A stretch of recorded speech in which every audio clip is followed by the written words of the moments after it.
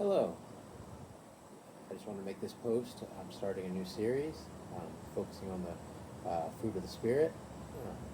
It was inspired in part by Joy FM from a song featured on there. But I initially wanted to start out with exploring joy, and then this song talked about the fruits of the Spirit. So I'll be starting with joy first, but there's 9 of the fruits, and figure I'd just make a series about this. Galatians 5:22 through 23 describes it as, but the fruit of the Spirit is love, joy, peace, long-suffering, gentleness, goodness, faith, meekness, temperance. Against there is no such law. There is no law. And for the subject of joy, I just want to title this specific video as Finding Joy, a Fruit of the Spirit Journey. That would be a good place to start. And my main inspiration for this was when I heard about the book Joy Bomb. Tauren Wells came out with it in May of this year, and I read it. And it focuses on the Sermon on the Mount, which is featured in Matthew chapter 5, verses 1 through 11. The book Joy Bomb itself, it's a very good book. I highly recommend that anyone read it. It goes in depth into what joy is and the Sermon on the Mount and how it applies. There's a lot of good practical information in there, and I highly suggest it. But the points that stood out to me were this.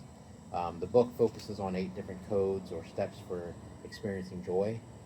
And the first code is spiritual poverty, which leads to humility and surrender to God's plan. The second code focuses on mourning, and Wells' focus here is on vulnerability.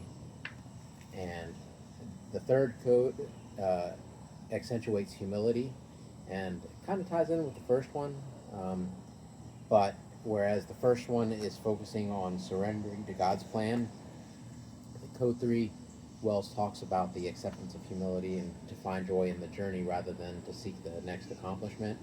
It's kind of more of the focus on like enjoying the journey rather than just the destination, so to speak, regardless of whether you're going through a hill or a valley. And Code 4 is a hunger for righteousness. That's a very good one to think about, especially with the question of where is God when bad things happen, or balancing compassion with righteousness. How much do you forgive? How can God preach him on and say he wants us to forgive everything, and where's the righteousness when we're asked to forgive people that have legitimately wronged us, and why it's so important to trust God with righteousness. Code 6 is purity of heart.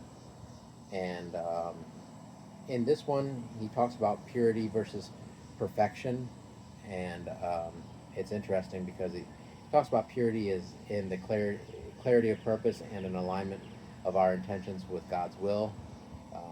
And pure hearts see God's work more clearly, no longer distracted by mixed motives or hidden agendas.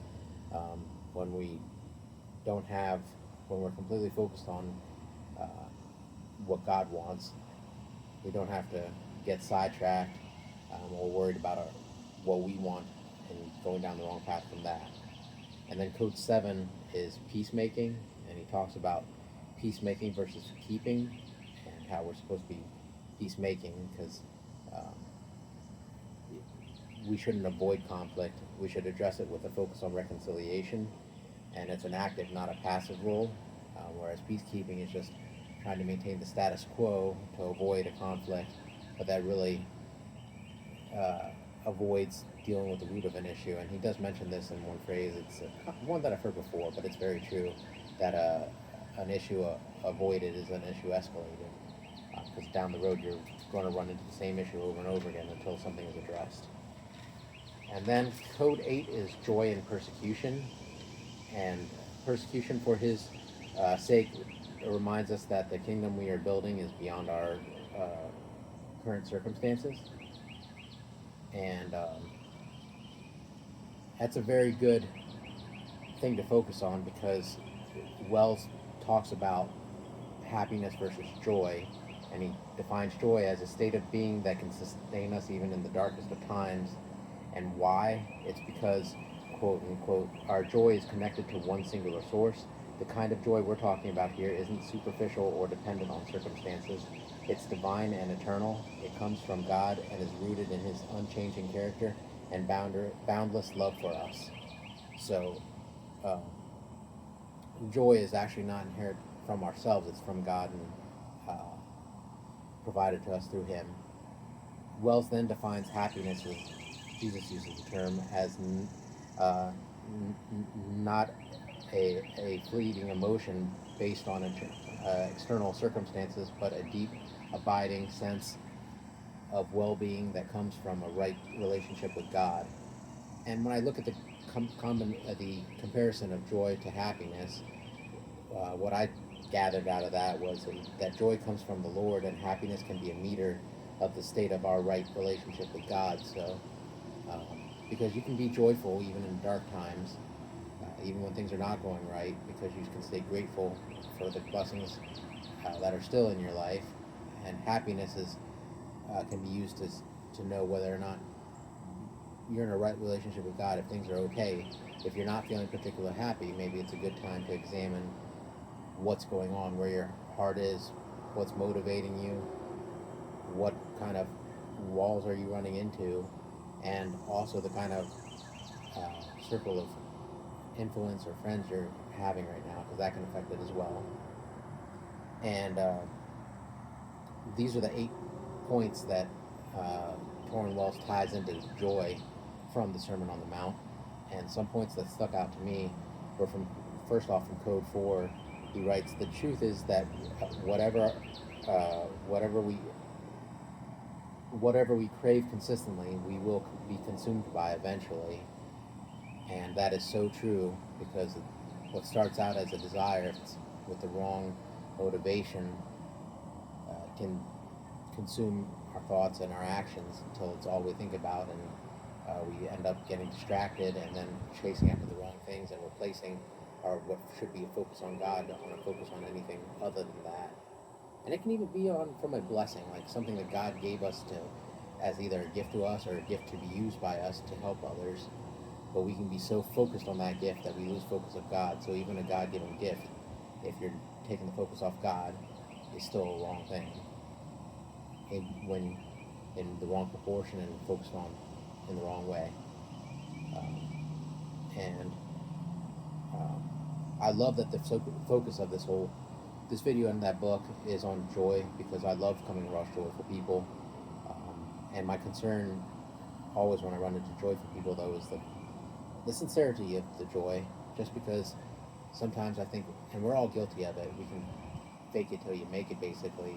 We don't want to let on and be sincere and show that we're struggling. Um, but that's one thing I'm glad about this book study that I did on joy with Tauren Wells, was learning that joy isn't joy and happiness go they work with each other, but they're not exactly the same thing. And it's good to see the profound meaning of joy and what it takes to experience it. And